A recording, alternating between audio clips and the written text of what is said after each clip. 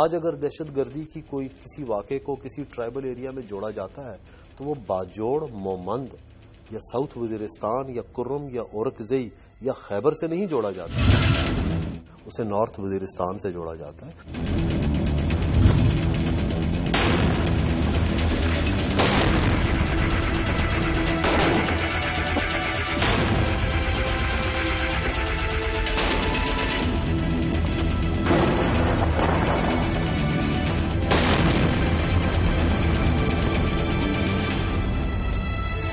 اور اس کی ایک وجہ ہے کہ ہم نے نارتھ وزیرستان میں ابھی تک آپریشن نہیں کیا۔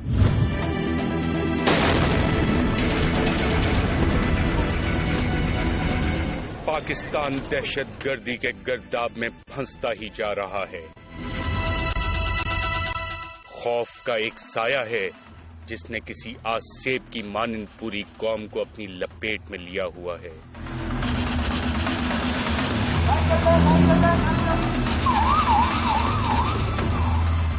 حکومت اس منتر کی تلاش میں ہے جو اس آسیب سے چھٹکارا دلا سکے۔ اس خوف کو دور کرنے کے لیے فوج نے قبائلی علاقوں میں کئی آپریشنز کیے۔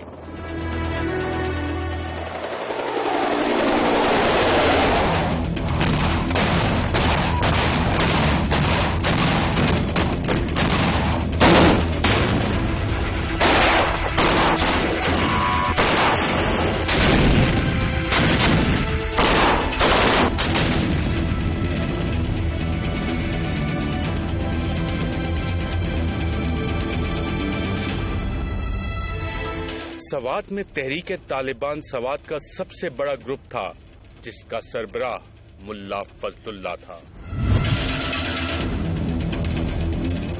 ایک اندازے کے مطابق 2007 میں فضل اللہ کے ساتھیوں کی تعداد 10,000 کے لگ بھگ تھی۔ سوات کے علاوہ ملا فضل اللہ کا کنٹرول مالاکنڈ، اپر دیر اور لوئر دیر میں بھی تھا۔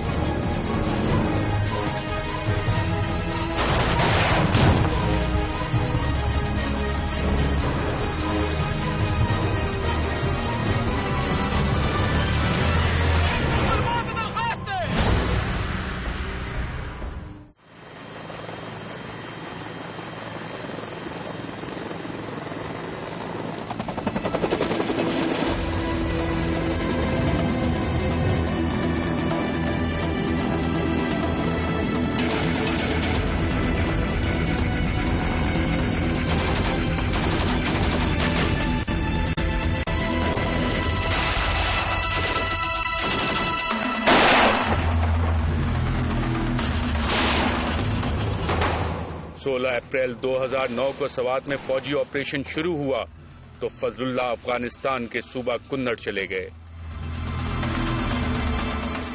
جبکہ اس کے ساتھیوں کی بڑی تعداد ماری گئی۔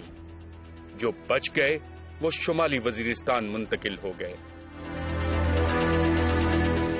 فاٹا کے افغانستان سے جڑی باجوڑ ایجنسی میں سب سے اہم عسکریت پسند کمانڈر مولوی فقیر محمد تھے، جبکہ ان کے بعد قاری ضیاء الرحمان اور تیسرے نمبر پر کمانڈر چینا کا نام آتا ہے جن کا اصل نام سنگین خان تھا۔ 2006 میں باجوڑ میں مولوی لیاقت حسین کے مدرسے پر القاعدہ کے موجودہ سربراہ ڈاکٹر ایمن الزواری کی موجودگی کی اطلاع پر ڈرون حملہ ہوا، جس کے بعد باقاعدہ آپریشن شروع ہو گیا۔ سوات سے شروع ہوا ہے اور آخری آپریشن کرم میں چل رہا تھا، تیرا ویلی میں ہو رہا تھا۔ اگر فوج آپریشن نہ کرتی، میں سمجھتا ہوں کہ مختلف ایجنسیز کے اندر مختلف دھڑے اپنے اپنے تحریک طالبان امارات کا اعلان کر چکے ہوتے، اور باجوڑ میں مولوی عمر اور فقیر محمد حکمرانی کر رہے ہوتے، عبد الولی مومند میں، اورکزئی میں حکیم اللہ، یہاں جنوبی وزیرستان اور شمالی وزیرستان میں جو دھڑے ہیں گل بہادر ہے، اور باقی جو پنجابی طالبان ہیں اور مولوی نذیر اور اسی طریقے سے یہ سب چھائے ہوتے اور فضل اللہ ابھی بھی سوات میں بیٹھا ہوتا. پہلا بڑا آپریشن شیر دل 2008 میں کیا گیا.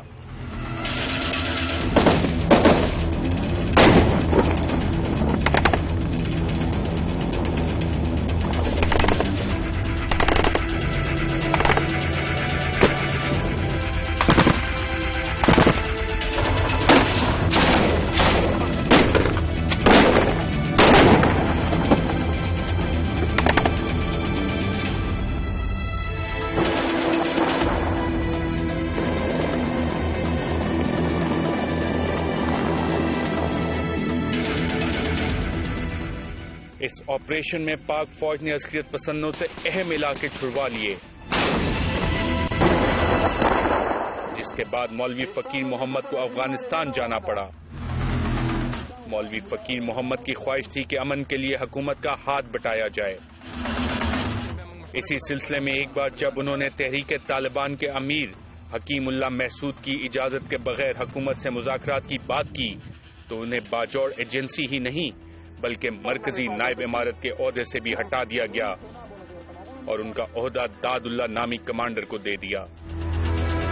مولوی فقیر کو بعد میں افغانستان سے گرفتار کیا گیا.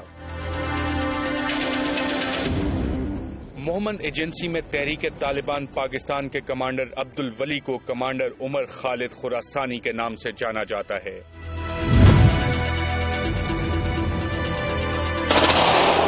شروع سے اب تک بلا شرکت غیر مضبوط اور شفاف کمانڈر کے طور پر محمد ایجنسی میں موجود ہیں. یہ عمر خالد خراسانی ہی تھا جس نے اہل حدیث مکتبہ فکر کے شاہ خالد نامی گروپ کے مرکز پر قبضہ کیا اور ان کے درجنوں جنگجو قتل کر دیے اور باغیوں کو گرفتار کر لیا.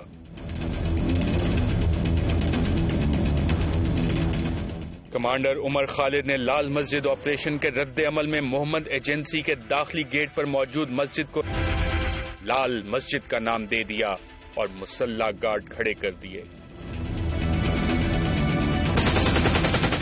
عمر خالد نے محمد ایجنسی میں سیکیورٹی فورسز کے خلاف سخت مزاحمت کی،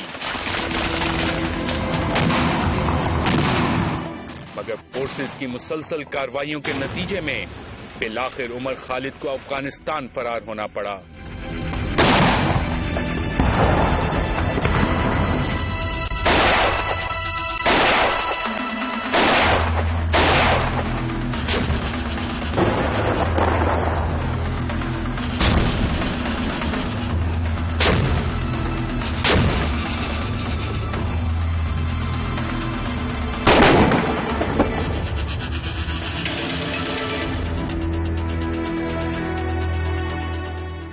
جبکہ ان کے ساتھی قاری شکیل اپنے بقیہ ساتھیوں سمیت شمالی وزیرستان چلے گئے. دیکھیں، آپ کے ریزلٹس جو ہیں بہت مثبت رہے ہیں اور کچھ جگہ پر یقینی طور کے اوپر آپ کو شاید ناکامی بھی ہوئی ہے کچھ حد تک، لیکن اتنی نہیں جس کو آپ ریکور نہیں کر سکیں. آپ نے سوات کے بعد جو چیز بڑی واضح تھی، جو چیز ہمیں نمایاں طور پر نظر آئی کہ کنر اور نورستان کے جو افغان جو صوبے ہیں ان کی طرف سے پاکستان کی نہ صرف دہشت گرد پاکستان کے اندر آ رہے تھے بلکہ ایک اسٹیٹس کے مطابق جو ہماری کتاب میں بھی بڑی واضح طور پر لیکن تقریباً 47 اور ایک زمانے میں تقریباً 214 جو علاقائی یعنی کہ جو کراس بارڈر اٹیکس تھے، یعنی سرحد کے اوپر جو اٹیکس کیے گئے وہ افغانستان کی طرف سے کی گئی.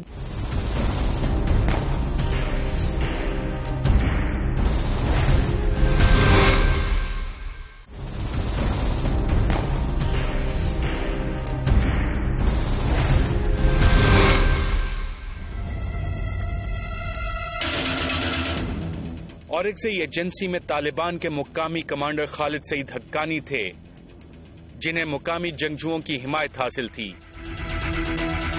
مگر اس وقت کے طالبان کے سربراہ بیت اللہ محسود نے حکیم اللہ محسود کو اورکزئی ایجنسی کا امیر مقرر کر کے بھیجا،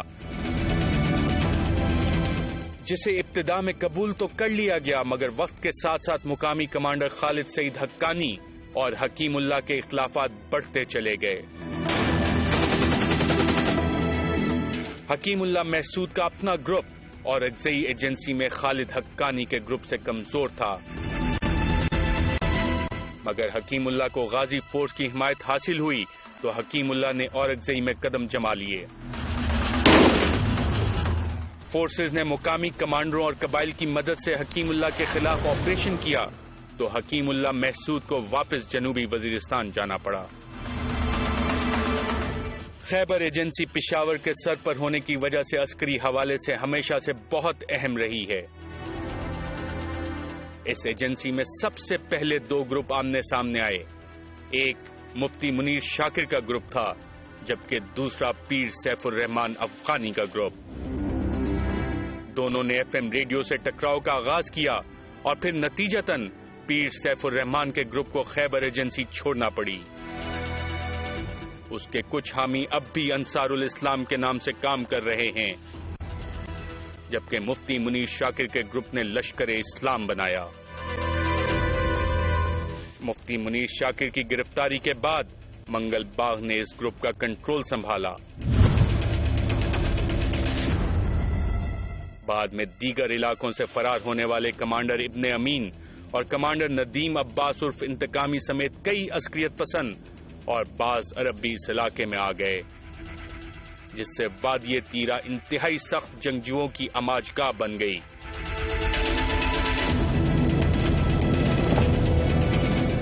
اسی وجہ سے فورسز کو یہاں بھی آپریشن کرنا پڑا جو تاحال جاری ہے۔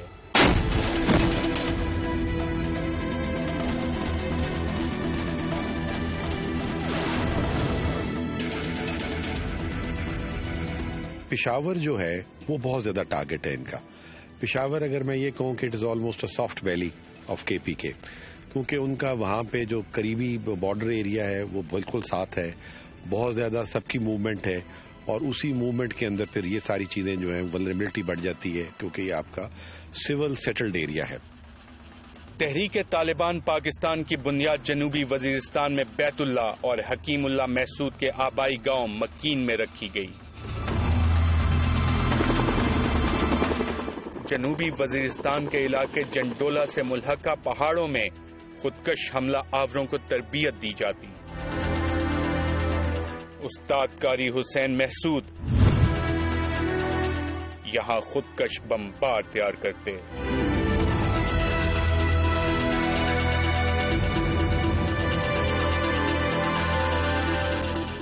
جنوبی وزیرستان میں بنیادی طور پر عسکریت پسندوں کے 3 بڑے گروپس تھے، ان میں سے بڑا طالبان گروپ محسود قبیلے کا تھا۔ اہم کمانڈروں میں نیک محمد اور عبداللہ محسود کے نام شامل ہیں۔ تاہم تحریک طالبان پاکستان کی بنیاد بیت اللہ محسود نے رکھی اور اس کے پہلے باضابطہ امیر بنے۔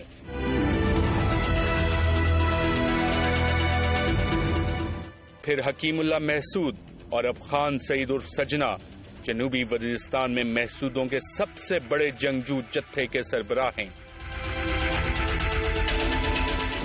جنوبی وزیرستان میں ملا نذیر وزیری کا گروپ بھی طاقتور سمجھا جاتا ہے۔ جنوبی وزیرستان میں ازبک جنگجوؤں کی بڑی تعداد تیسرے بڑے گروپ کی حیثیت رکھتی تھی۔ جنوبی وزیرستان میں مشہور معاہدہ شقیع ہوا۔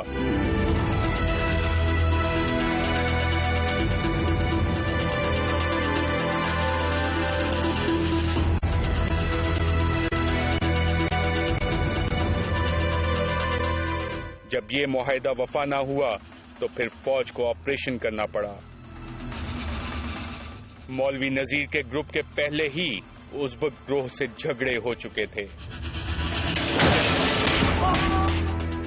کیونکہ محسودوں نے ازبکوں کو پناہ دی تھی، جس کی وجہ سے وزیر قبیلے کے مولوی نذیر نے حکومت کے ساتھ امن معاہدہ کیا اور محسودوں اور ازبکوں کے خلاف حکومت کا ساتھ دیا۔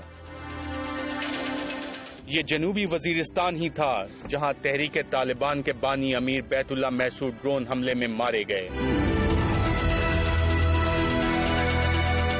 ان سے پہلے نیک محمد اور مولوی نذیر بھی ڈرون حملے کا نشانہ بنے۔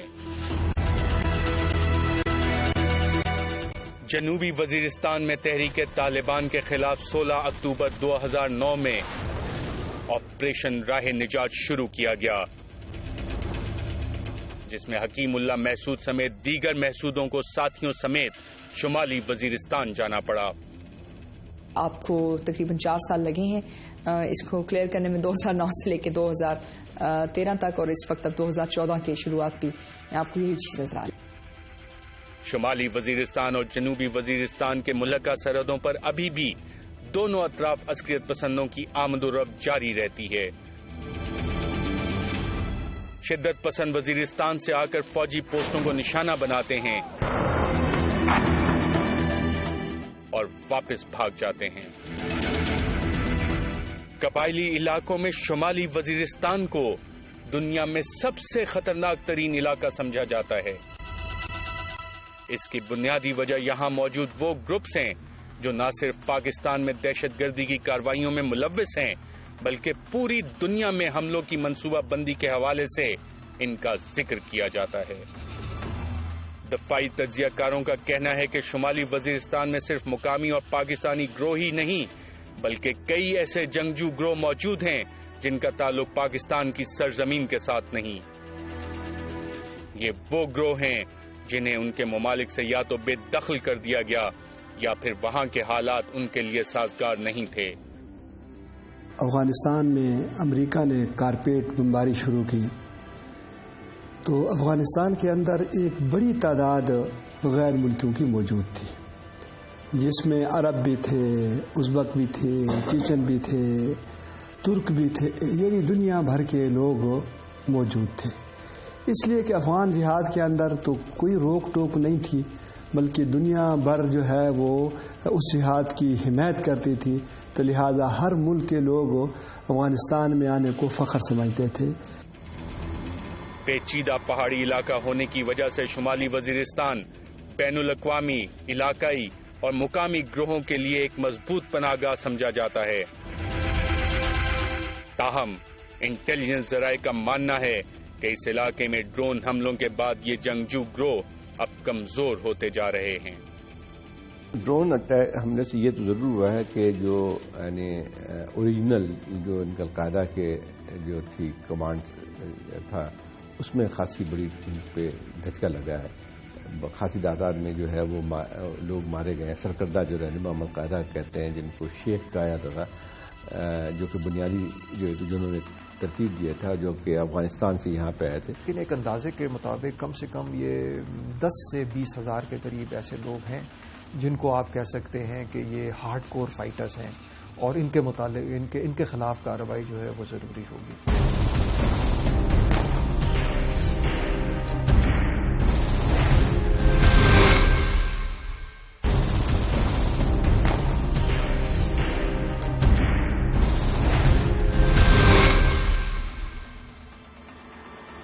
شمالی وزیرستان وہ علاقہ ہے جہاں بیٹھ کر القاعدہ سے جڑے شدت پسندوں نے دہشت گردی کی بین الاقوامی کارروائیوں کے بارے میں نہ صرف منصوبہ بندی کی بلکہ عمل درآمد بھی کیا۔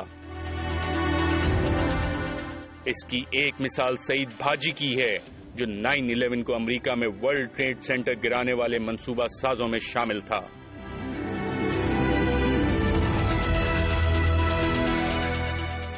اسی طرح نیو یارک ٹائمز اسکوائر حملوں کا منصوبہ ساز فیصل شہزاد شمالی وزیرستان سے تربیت لے کر گیا تھا۔ 1998 میں کینیا میں امریکی سفارت خانے پر حملے میں ملوث شیخ احمد سلیم سویدن اور اسامہ الکینی بھی شمالی وزیرستان میں ڈرون حملوں میں ہلاک ہوئے۔ دفاعی تجزیہ کاروں کا ماننا ہے کہ القاعدہ کے ان رہنماؤں کے ہلاک ہونے کے باوجود قبائلی علاقوں میں القاعدہ کا منظم وجود ہے۔ القاعدہ کے ڈاکٹر ایمن الزواری کے بارے میں مصدقہ اطلاعات موجود ہیں کہ وہ پاک افغان سرحد پر اپنی جگہ تبدیل کرتے رہتے ہیں۔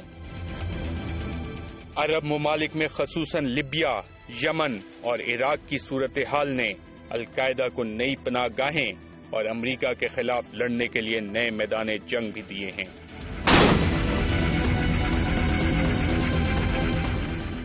القاعدہ سے تعلق رکھنے والے بہت سے افراد بذریعہ ایران، عراق، مصر، شام، لیبیا اور یمن منتقل ہوئے،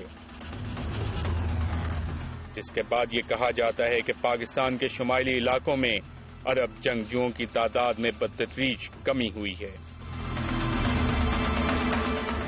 دفاعی تجزیہ کاروں کے مطابق ایک جانب تو پاکستان کے قبائلی علاقوں میں القاعدہ سے منسلک عرب جنگجوؤں کی تعداد تو کم ہوئی، لیکن دوسری جانب پڑھے لکھے پاکستانی نوجوان القاعدہ کے ساتھ منسلک ہونا شروع ہو گئے ہیں۔ ان میں ڈاکٹر وحید گروپ، انجینئر احسن، حماد عادل اور ملک یعقوب آوان سمیت کئی نوجوان شامل ہیں۔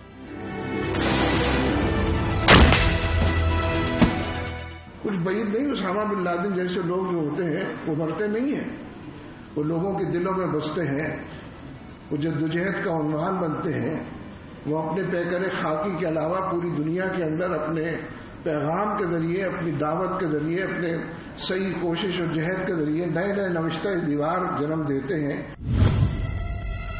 القاعدہ کی ایک نئی شکل ابھر کے پاکستان میں آ رہی ہے، اور وہ شکل یہ ہے کہ اس کے زیادہ تر جو آپ کمانڈرز بھی کہہ لیں یا جو ہے ان کے جو ایک لحاظ سے اس کی کمانڈ پوزیشنز میں جو لوگ ہیں وہ پاکستانیوں کی بہت بڑی تعداد ہے۔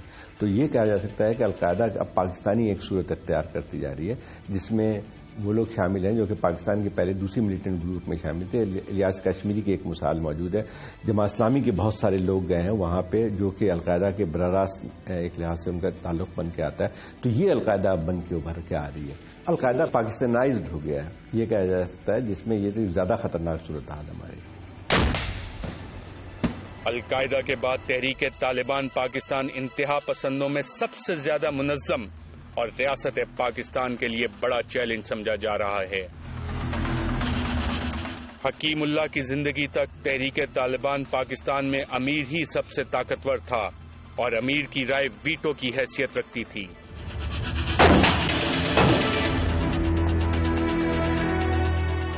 تاہم اب تحریک طالبان پاکستان میں طاقت کسی ایک امیر کے پاس نہیں بلکہ شورا کے پاس ہے۔ فضل اللہ فرد واحد ہے تو وہ فیصلے شخصی طور پہ نہیں کریں گے، وہی شورا جو حکیم اللہ محسود کی تھی وہی شورا آج فضل اللہ کے بھی ہے۔ تو میرے خیال میں اس کا یعنی کوئی موقف چینج نہیں ہوا، کوئی تبدیلی نہیں ہوئی۔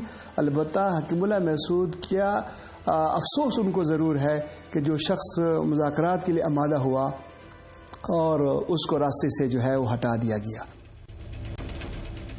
تحریک طالبان پاکستان کے مزید دھڑوں میں فاروق بنگالی گروپ، گل حسن عرف احمد خان گروپ، الیاس کشمیری گروپ، بدر منصور گروپ، قاری یاسین، قاری عمران، غازی فورس، سعید حقانی، مولوی فقیر، قاری ضیاء الرحمان، داد اللہ، عبید اللہ محسود، ازبک گروپ، سیف اللہ اختر، مجاہد عباس، ڈاکٹر ضیاء، رفیق سدہ گروپ، مومن گروپ، شیخ ڈاکٹر وحید، قاری گبول اور قاری ہارون گروپ شامل ہیں۔ وزیرستان کے اندر جنوبی ہو، شمالی ہو یا دیگر قبائل ہوں، وہاں جو مضبوط تحریک ہے وہ تحریک طالبان کے نام سے ہے۔ باقی وہاں چھوٹے چھوٹے گروپ ہیں جو میں سمجھتا ہوں کہ ان کی کوئی اتنی قوت اور طاقت نہیں ہے کہ وہ تحریک طالبان سے زیادہ کوئی ان کی موومنٹ ہو سکے یا تحریک طالبان سے زیادہ کوئی کاروائیاں کر سکیں۔ ٹی ٹی پی سے جڑے گروہوں کا جائزہ لیا جائے تو دلچسپ طور پر ان میں سے اکثر گروہوں کے سربراہ لشکر جھنگوی سے تعلق رکھتے ہیں۔ نہ صرف سربراہان بلکہ جنگجو گروہوں میں زیادہ تعداد بھی انہی لوگوں کی ہے جو ماضی میں کبھی نہ کبھی لشکر جھنگوی کا حصہ رہے ہیں۔ ٹی ٹی پی کے خودکش بریگیڈ کا سربراہ قاری حسین، جسے پاکستان میں خودکش حملوں کا ماسٹر مائنڈ اور نوجوان جنگجوؤں کو خودکش حملے کے لیے آمادہ کرنے کا ماہر سمجھا جاتا تھا، کا تعلق بھی ماضی میں لشکر جھنگوی سے رہا ہے۔ قاری حسین کچھ عرصہ قبل ڈرون حملے میں ہلاک ہوئے۔ دفاعی تجزیہ کاروں کا ماننا ہے کہ اب تقریباً تمام گروہوں کے پاس ایسے لوگ موجود ہیں جو نوجوانوں کو خودکش حملوں کی تربیت دے رہے ہیں۔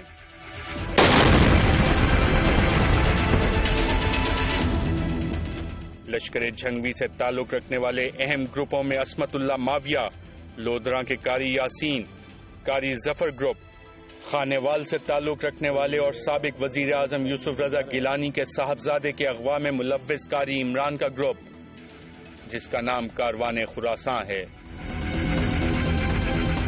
لاہور میں FIA کے ہیڈ کوارٹر پر حملہ ہو یا سری لنکا کرکٹ ٹیم پر، پنجاب کے اندر 80% ہونے والی دہشت گردی کی کارروائیوں کا تعلق پنجابی طالبان سے جوڑا جاتا ہے، جو کسی نہ کسی طرح لشکر جھنگوی سے جڑا ہے۔ جنوبی پنجاب وہ علاقہ ہے جہاں پنجابی طالبان کا اثر و رسوخ انتہائی مضبوط ہے، جو نہ صرف بڑے پیمانے پر مالی امداد بلکہ افرادی قوت کی فراہمی کا مرکز تصور کیا جاتا ہے۔ اس حوالے سے جنوبی پنجاب کے 2 اضلاع مظفر گڑھ اور راجن پور سر فہرست ہیں۔ تاہم پنجابی طالبان کی ہر طرح کی معاونت ڈیرہ غازی خان، بہاولپور، چھنگ، ملتان، راولپنڈی اور اسلام آباد سے ہو رہی ہے۔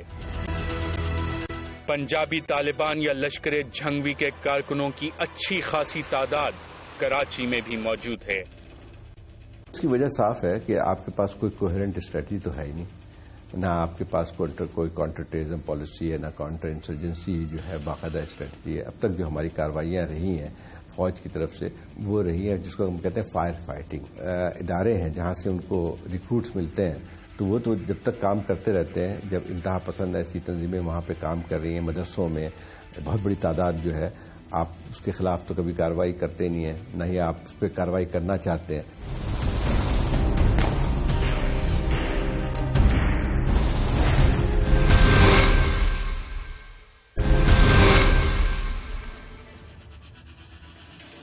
TTP کی جانب سے ہمیشہ اپنے وجود کی دلیل یہ دی جاتی ہے کہ اس تحریک کا قیام ایک اسلامی ریاست کے قیام کے لیے عمل میں آیا ہے، اور اس مقصد کے حصول کے لیے مسلح جد و جہد کرنا شریعت کے عین مطابق ہے۔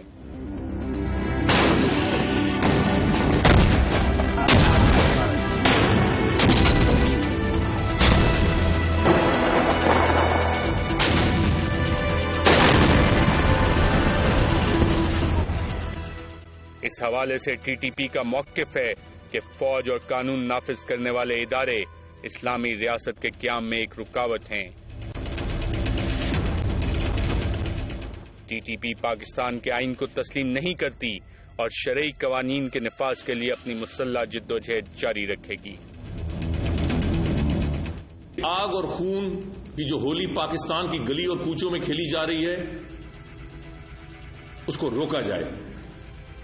اور پرائم منسٹر نے اپنی تقریر میں کہا تھا جو انہوں نے قومی اسمبلی میں کی تھی کہ یہ دونوں کھیل اکٹھے نہیں چل سکتے۔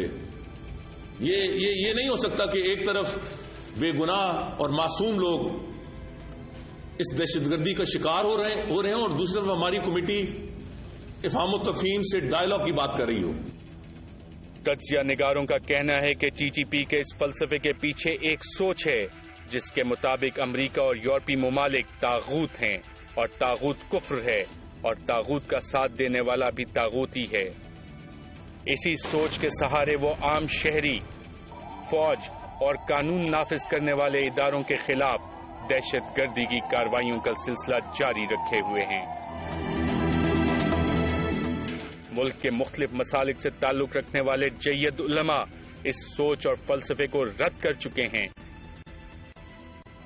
اور پھر جمعیت علماء اور تمام مذہبی مکاتب فکر کی تنظیمات اور شخصیات نے لاہور میں بیٹھ کر اس متفقہ اعلامیے کو جاری کیا۔ تمام مدارس، تمام مکاتب فکر سے تعلق رکھنے والے تنظیمات اس بات پر اتفاق رائے کر چکے ہیں کہ آئے اس ملک کے اندر ہم قانون اور آئین کے دائرے میں رہتے ہوئے ایک جدوجہد کرنا چاہتے ہیں۔ مگر TTP آج بھی اپنے اس فلسفے اور سوچ پر گامزن ہے۔ عسکری ذرائع کا کہنا ہے کہ شدت پسندوں کی آخری آماجگاہ اس وقت شمالی وزیرستان ہے۔ شمالی وزیرستان کو شدت پسندی سے پاک کرنے کے لیے وزیر اعظم پاکستان نے آپریشن کی جگہ پہلے مذاکرات کا راستہ چنا اور ایک مذاکراتی کمیٹی بھی تشکیل دی، مگر ملک میں جاری دہشت گردی کا سلسلہ نہ رکا، یہاں تک کہ حکومتی کمیٹی نے طالبان کمیٹی سے پہلے جنگ بندی اور پھر مذاکرات کرنے کا فیصلہ سنایا۔ میں یہ کہوں گا کہ بات چیت ضرور کرنی چاہیے، اور یہ پہلے بھی کی جا چکی ہے، اور آئندہ بھی اگر کہیں کوئی موقع آیا تو ضرور کرنی چاہیے۔ لیکن میں یہ سوال کروں گا، کاؤنٹر کوسچن کروں گا کہ کس سے بات چیت کی جائے؟ کون وہ لوگ ہیں جو بات چیت سننے کو تیار ہیں؟ بات چیت کے کچھ شرائط تو ہوں گی، اور وہ شرائط یہ ہونی چاہیے کہ جو لوگ پاکستان کے کنسٹیٹیوشن کو، پاکستان کے جھنڈے کو اور پاکستان کی حکومت کو، پارلیمنٹ کو مانتے ہیں، تو اب ان کے ساتھ بات چیت ہو سکتی ہے۔ لیکن اگر ایسے عناصر موجود ہیں جو ان تینوں چیزوں کو نہیں مانتے، تو آپ مجھے بتائیں کہ بات چیت کون کرے گا اور کیسے کرے گا؟ میں پھر بھی یہ کہوں گا کہ اس کا فائنل جو آنسر ہے وہ پولیٹیکل سولوشن ہی ہے، اور آرمی یا ملٹری انسٹرومنٹ صرف ایک مختصر مدت کے لیے ایک ایسا آپ کو ونڈو آف اپرچونٹی پرووائڈ کرتی ہے جس ونڈو میں رہتے ہوئے پولیٹیکل فورسز کو جمپ کرنا چاہیے، فائدہ حاصل کرنا چاہیے، اور اس مسئلے کا پرماننٹ حل تلاش کرنا چاہیے۔ عسکریت پسندوں کی کارروائیاں آج بھی زور و شور سے جاری ہیں، اور وزیر اعظم نے آج تک باضابطہ آپریشن کا اعلان نہیں کیا۔ تاہم آرمی چیف کے ساتھ ہونے والی ملاقات میں اس بات کا فیصلہ ضرور کیا گیا کہ پاکستان کی مسلح افواج ان دہشت گردی کی کارروائیوں کا بھرپور جواب دیں گی، اور پاکستان اور پاکستانی قوم کی سالمیت اور بقا کے لیے ہر قدم اٹھایا جائے گا۔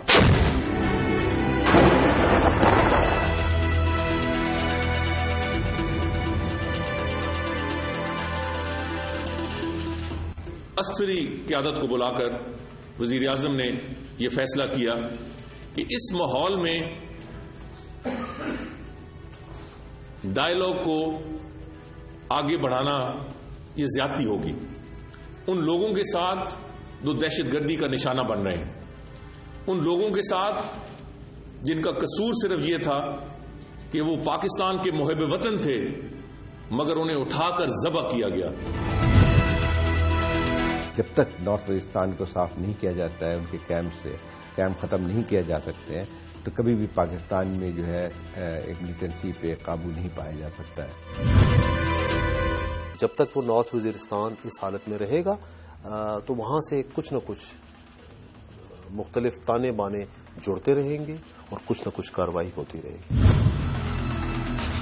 خرم ایجنسی کے اس علاقے سوپر گھاٹ میں پاک فوج نے مکمل طور پر کنٹرول حاصل کر لیا ہے۔ میں اس وقت قبل میں موجود ہوں جہاں پہ شدت پسندوں کا اسٹرانگ ہولڈ ہوا کرتا تھا۔ ایک دفعہ پھر طالبان نے اس نمائش کے اوپر اٹیک کیا ہے، اور اس وقت آرمی کی جانب سے جواب دیا جا رہا ہے۔ اس کے علاوہ اگر آپ یہ دیکھیں کہ پاکستان کی سیکورٹی فورسز نے یہاں پر ابھی ہیوی گنز بھی جو ہیں وہ